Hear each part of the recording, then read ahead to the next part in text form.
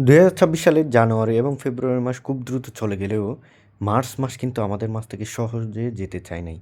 খুব ধীর স্থিরভাবে গিয়েছে। এর মধ্যে ওয়ার্ল্ড কাপ চলে গেল, আইপিএল চলে গেল, দীর্ঘ একটা সিয়াম সাধনার মাস রোজা চলে গেল, ঈদও চলে গেল। আর দেশে তারেক রহমানের নেতৃত্বে গঠিত সরকার প্রথম সংসদ অধিবেশন শুরু করলো। তৃতীয় বিশ্বযুদ্ধ লেগে গেল পৃথিবীতে। একদিকে ইরান আর অন্যদিকে আমেরিকা আর ইসরায়েল। সাথে রয়েছে মধ্যপ্রাচ্যের মুসলিম দেশসমূহ।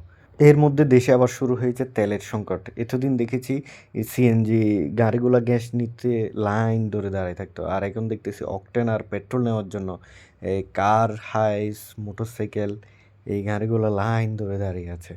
কি বিচিত্র এক দেশ! আসলে সময় সবার জন্যই আসে।